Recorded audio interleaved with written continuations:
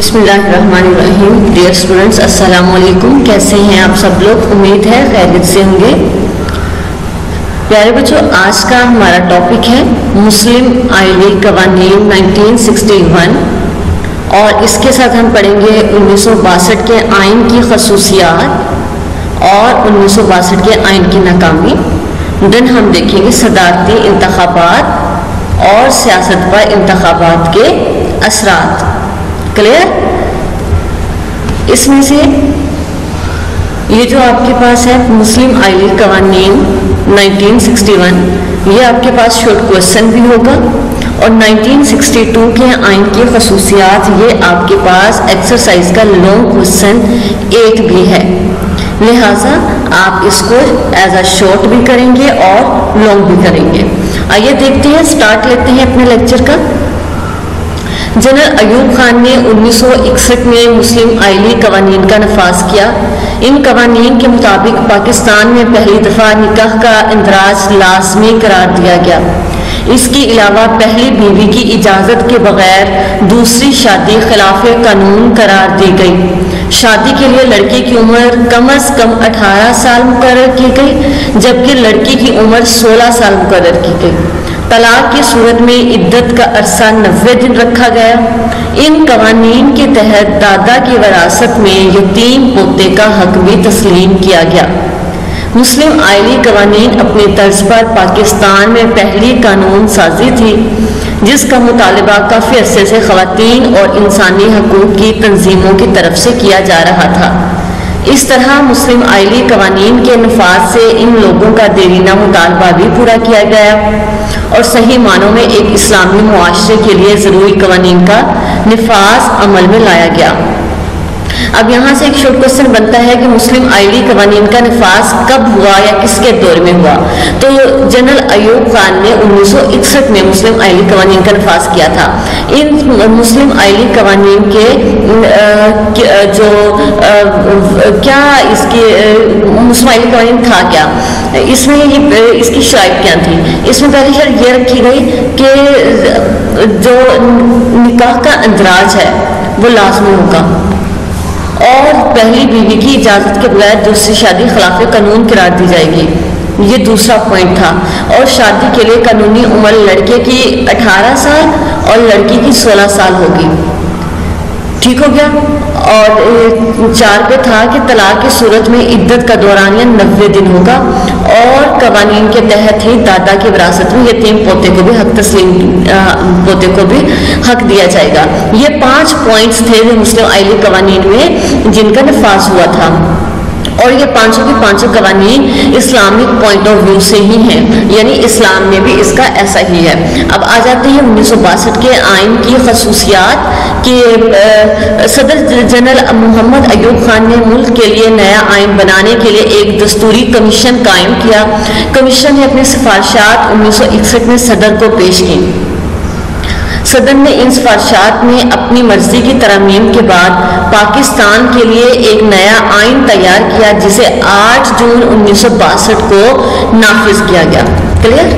अब है हमारे पास ये 6 पॉइंट्स हैं 1962 के आइन के। हमारे पास ये 6 पॉइंट्स होंगे। हम इन पॉइंट्स को हेडिंग के साथ करेंगे। पहली हेडिंग बनेगी आपकी तहरीरी आइन। पहली हेडिंग बनेगी आपकी तहरीरी आइन। 1962 का आइन तहरीरी था, जो कि 250 दफात और 5 गोशवारों पर मुश्तमिल था। तहरीरी आइन से हुआ ये कि ये आइन लिखा हुआ था और इसकी 250 दफात और 5 गोशवारे थे। और दूसरी हेडिंग बनेगी आपकी वफाकी आइन। वफाकी आइन 1962 का आइन वफाकी नौयत का था। इस दस्तूर में पाकिस्तान के दोनों हिस्सों को बराबर नुमाइंदगी दी गई। क्लियर? थर्ड पे आपकी हेडिंग बनेगी तर्ज हुकूमत। थर्ड पे हेडिंग बनेगी तर्ज हुकूमत। 1962 के दस्तूर के तहत मुल्क में सदारती तर्ज हुकूमत राइज किया गया। इन तमाम इख्तियारात का मंबा सदर को बनाया। 4 नंबर पे आपकी हेडिंग बनेगी इस्लामी दफात। 1962 के दस्तूर में कई इस्लामी दफात शामिल की गई। मसलन اللہ تعالیٰ کی حاکمیت، اقتدار اللہ تعالیٰ کی امانت اور اس کا عوام کے منتخب نمائندوں کے ذریعے استعمال، پاکستان کا نام اسلامی جمہوریہ پاکستان اور سربراہ ریاست کے لیے مسلمان ہونا لازمی قرار دیا۔ یعنی اسلامی دفعات میں کون کون سے پوائنٹس شامل تھے؟ پہلا یہ کہ اللہ تعالیٰ کی حاکمیت، اقتدار اللہ تعالیٰ کی امانت نمبر 2 پہ، نمبر 3 پہ اور عوام کا منتخب نمائندوں کے ذریعے استعمال، نیکسٹ پاکستان کا نام اسلامی جمہوریہ پاکستان، اور لاسٹ میں سربراہ ریاست کا یعنی صدر اور وزیر اعظم کا مسلمان ہونا لازمی ہے۔ نمبر 5 پہ ہیڈنگ ہوگی بنیادی حقوق، عوام کو بہتر زندگی گزارنے اور اپنی صلاحیتوں کے اظہار کے لیے کئی حقوق دیے گئے جن کو شہریوں کے بنیادی حقوق کہتے ہیں۔ نمبر 6 پہ ہے قومی زبان، 1962 کے آئین میں اردو اور بنگالی دونوں کو پاکستان کی قومی زبانیں قرار دیا گیا۔ دوبارہ سے ہیڈنگ سنیے، پہلی ہیڈنگ ہوگی تحریری آئین، دوسری ہیڈنگ ہوگی وفاقی آئین، تیسری ہیڈنگ ہوگی طرز حکومت۔ اب یہ ورڈز یہاں سے بھی لے سکتے ہیں، یہ دیکھیں کرسل کو آپ دیکھ سکتے ہیں۔ پوائنٹ 4 کی ہیڈنگ ہوگی اسلامی دفعات، 5 کی ہیڈنگ ہوگی بنیادی حقوق، 6 کی ہیڈنگ ہوگی قومی زبان۔ میں کلیئر؟ نیکسٹ آ جائیے، 1962 کے آئین کی ناکامی کی وجہ کیا تھی؟ ویسے تو صدر جنرل ایوب خان کی حکومت 10 سال رہی اور اس دور میں انہوں نے کئی اصلاحات بھی نافذ کی اور ملک نے بہت ترقی بھی کی صنعتی لحاظ سے، لیکن جنرل محمد ایوب خان کا جو دور حکومت تھا وہ چونکہ آمرانہ نوعیت کا تھا اور عوام اس کو ایکسیپٹ نہیں کر پا رہی تھی، تو اس لیے عوام نے ایوب خان کے آمرانہ حکومت کے خلاف ایک زبردست تحریک چلائی، جس کی وجہ سے ملکی حالات کنٹرول سے باہر ہونا شروع ہو گئے۔ کیوں ایسا ہوا؟ آمرانہ حکومت کیوں تھی؟ اس کی ریزن یہی تھی کہ جو 1962 کا آئین بنا تھا اس میں یہی تھا کہ تمام اختیارات صدر کے پاس ہوں گے، اور صدر جنرل ایوب خان چونکہ اس وقت صدر تھے اور تمام اختیارات ان کے پاس تھے، یا یوں سمجھنے کہ زیادہ تر اختیارات ان کے پاس تھے، اور اسی وجہ سے معاملات جو تھے ملکی معاملات سنبھالے نہیں جا رہے تھے۔ یہی وجہ تھی کہ ملکی حالات جب کنٹرول سے باہر ہونے لگے تو ان حالات کے پیش نظر دوسری دفعہ پھر ملک میں مارشل لا لگا، مارشل لا نافذ ہوا۔ اب کی دفعہ مارشل لا لگانے والے جنرل آغا محمد یحییٰ خان تھے، اور اس طرح انہوں نے 25 مارچ 1969 کو مارشل لا لگا کر ایوب خان کی حکومت کو ختم کر کے خود حکومت کا چارج سنبھال لیا، اور 1962 کے آئین کی بھی جو ہے تنسیخ کر دی گئی۔ پھر ہوتے ہیں صدارتی انتخابات 1965 میں۔ 1962 کے آئین چونکہ سامنے تھا، زیادہ تر اس میں بہت سارے پوائنٹ ایسے تھے جو قابل قبول تھے، جس میں پہلا پوائنٹ یہی تھا کہ زیادہ تر اختیارات صدر کے پاس ہوں، تو اس آئین کے تحت جنوری 1965 میں صدارتی انتخابات ہوتے ہیں، جس میں امیدواروں کی تعداد 4 ہوتی ہے۔ بیسیکلی تو امیدوار 4 کھڑے ہوتے ہیں ویسے تو، لیکن بیسیکلی جو کمپٹیشن ہوتا ہے وہ 2 لوگوں کے درمیان ہوتا ہے۔ ایک ان میں شامل ہے جنرل ایوب خان اور دوسرے ان میں شامل ہے مادر ملت فاطمہ جناح۔ مادر ملت فاطمہ جناح کیوں آئی سیاست میں، انہوں نے کیوں آنے کی کوشش کی؟ اس کی ریزن یہی تھی کہ انہیں عہدے کا اقتدار کا کوئی لالچ نہیں تھا، لیکن وہ جنرل ایوب خان کا جو قائم کردہ آمرانہ نظام تھا وہ اس کے خلاف تھی۔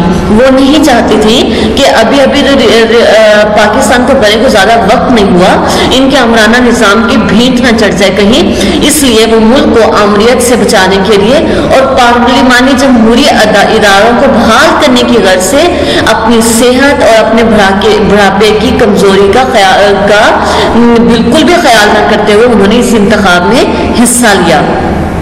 چونکہ قائد اعظم رحمت اللہ علیہ کے بعد مادر ملت ہی ایسی شخصیت تھی فاطمہ جناح جن کو ملک میں ہر دل عزیزی اور مقبولیت حاصل تھی۔ آپ میدان میں نکلی تو دیکھیے ان کا استقبال کیسے ہوا کہ جب آپ میدان میں نکلی تو ڈھاکہ سے کراچی تک آپ کا پرجوش استقبال ہوا. عوام نے 1958 میں جس جوش و جذبے سے مارشل لا کا خیر مقدم کیا, یعنی اسے ویلکم بولا, یعنی اس کو اپریشیٹ کیا, اس کا ساتھ دیا, وہ اور جو امیدیں اس سے وابستہ کی تھیں وہ شرط پڑ چکی تھی. کیوں مطلب کیا اس بات کا کہ جب ایوب خان نے مارشل لا لگایا تھا, انہوں نے پہلی حکومت ختم کر کے جب مارشل لا لگایا تھا پہلی دفعہ, تو عوام نے اس کو بڑا اپریشیٹ کیا تھا, بڑا اس کو ویلکم بولا تھا کہ بہت اچھا ہوگا, اور بہت ساری امیدیں جوڑ لی تھی اس سے. لیکن آمرانہ نظام حکومت دیکھ کر عوام کے جو امیدیں تھیں وہ سرد پڑ چکی تھی. یہی وجہ تھی کہ اب وہ محترمہ فاطمہ جناح کو اقتدار میں آتا ہوا دیکھنا چاہتے تھے.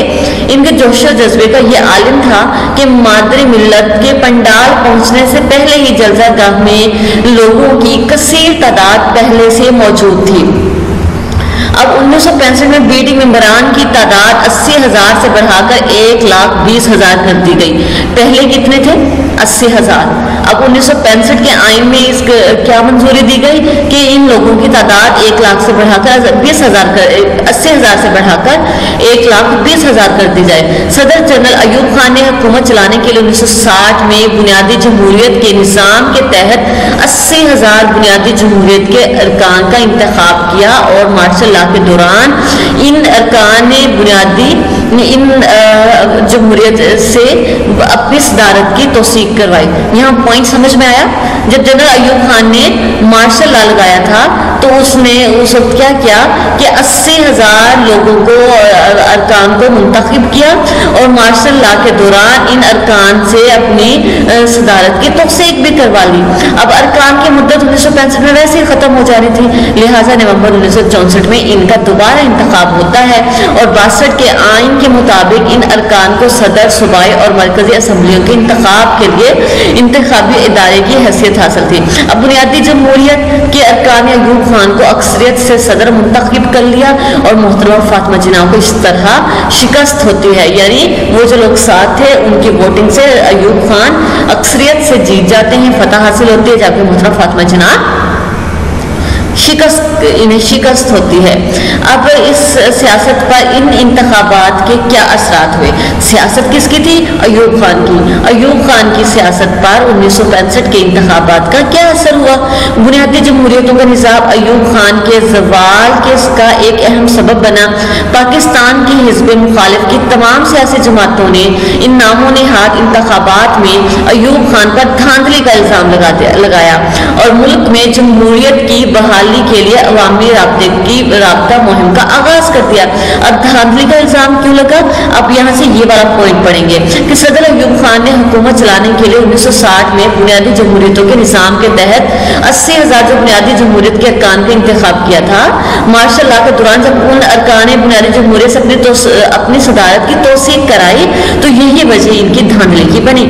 مشرقی پاکستان میں شدید احساس محرومی اور احساس عدم تحفظ نے جنم لیا, اور مشرقی پاکستان کے عوام نے اپنے 6 نکاتی مطالبے میں ایک نئے آئین کا مطالبہ کر دیا, اور اس طرح جماعتی اور علاقائی عناصر کی ایک مشترکہ تحریک شروع ہو گئی. جنرل ایوب خان کے خلاف عوام نے بھی علم بغاوت بلند کر دیا, یعنی بغاوت کا جھنڈا, جس نے اس کی حکومت کو ہلا کر رکھ دیا. یعنی ان کی آمرانہ نظام حکومت کے سامنے اب عوام ان کے خلاف کھڑی ہو چکی تھی. عوام کو وہ چیز پسند نہیں تھی کیونکہ عوام پس رہی تھی. یہی وجہ بنی کہ ان کی حکومت کا تختہ الٹ گیا. اور وہ کس سے پھر ان کی حکومت کے بعد کون آیا تھا یہ آپ پیچھے پڑھ چکے ہیں کہ جنرل یحییٰ خان آ گئے تھے ان کی حکومت کے بعد. گو تھرو کرتے ہیں کہ آج ہم نے کیا دیکھا. آج ہم نے مسلم آئلی قوانین کے بارے میں پڑھا, 1962 کے آئین کی خصوصیات جس میں 1962 کے آئین کی ناکامی بھی شامل تھی پڑھا. پھر ہم نے صدارتی انتخابات دیکھے اور اس انتخابات کے ایوب خان کی صدارت پر کیا اثرات مرتب ہوئے یہ دیکھا. یہ ہمارا شارٹ کوسچن بنتا ہے مسلم آئلی قوانین, اور ہمارا لانگ کوسچن 8 بنتا ہے 1962 کے آئین کی خصوصیات. ان کی جسے ہم نے ہیڈنگ کے ساتھ کیا, تو بچوں آپ ان کو ایسے ہی لرن کریں گے جیسے آپ کو پڑھا دیا گیا ہے. لانگ کوسچنز لرن کیجیے گا, شارٹ کوسچنز کچھ آپ کے لیکچر کے لاسٹ میں بھی اٹیچ کر دیے جائیں گے, اور آپ ان کو अपनी कॉपी पे राइट भी कर लेंगे, इस तरह आपके नोट्स भी साथ के साथ बनते जाएंगे और फिर इसके बाद आपको किसी किस्म की कोई मुश्किल का सामना नहीं करना पड़ेगा। लेकिन अगर फिर भी आपको किसी किस्म की कोई मुश्किलात का सामना है, कोई पॉइंट समझ में नहीं आता, तो आप मुझसे कमेंट्स इनबॉक्स में भी पूछ सकते हैं और व्हाट्सएप ग्रुप में भी पूछ सकते हैं। फिर मिलेंगे नेक्स्ट लेक्चर में, तब तक के लिए बेटे आप अपना ख्याल रखेंगे। अल्लाह हाफिज।